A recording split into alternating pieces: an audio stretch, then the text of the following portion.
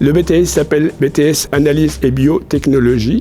Dans les analyses, on fait les analyses biochimiques, les analyses chimiques, les analyses physiques et les analyses moléculaires. Tout ce qui est demandé dans notre bassin, donc le bassin rhône-alpin, ça part de l'agronomie, de l'agriculture, ça part de la virologie. Là, pour l'instant, je suis en première année de BTS Anabiotech, donc c'est vrai qu'on voit plus, c'est pluridisciplinaire, donc on voit vraiment plein de domaines différents. Mais c'est que, on va dire, c'est que le socle de base qu'on apprend. Et pour l'instant, dans mon entreprise, ça me sert surtout sur les connaissances de base, donc connaître les premiers produits que je me sers dans l'entreprise, les petites techniques de base comme la pH-métrie, connaître un pH d'un produit. Et dans mon entreprise, ça me sert souvent. Dans le BTS Anabiotech, on fait beaucoup de TP. J'ai l'exemple moi d'un TP qu'on a fait où on avait du sang d'un être humain et on devait déterminer son ADN, donc de quel groupe il était. Et donc c'est des TP qui nous mettent dans des manipulations réelles qui peuvent nous arriver dans notre métier.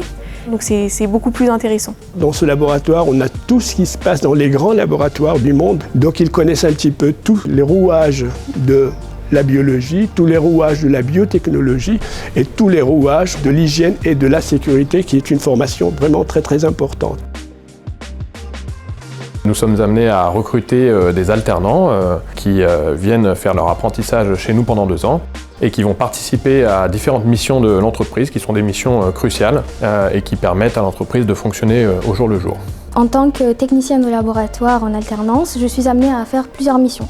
Je constitue les kits qui seront expédiés aux chirurgiens. Je suis aussi amenée à travailler en classe 1 pour préparer les solutions d'antibiotiques que nous utilisons pour la conservation de nos veines. Je suis essentiellement chargée d'assister les opérateurs en salle blanche, de leur distribuer tout le matériel et les consommables nécessaires, de préparer la salle et de respecter les bonnes pratiques du laboratoire. Pendant cette mission-là, je serai en charge aussi d'assurer la traçabilité pendant la transformation des veines qui est très importante. Cette mission-là nous demande beaucoup de rigueur et de concentration puisque nous travaillons dans un environnement qui est très exigeant.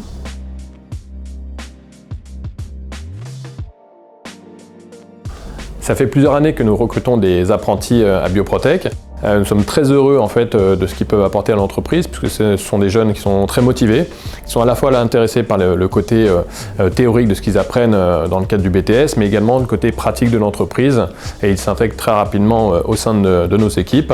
C'est très bénéfique à la fois donc pour nous, mais à la fois aussi pour eux, puisque ça leur permet d'apprendre les codes de l'entreprise, différentes missions également qu'ils vont réaliser chez nous et qu'ils pourront réappliquer après, soit dans le cadre de notre activité ou soit dans d'autres entreprises dans le futur.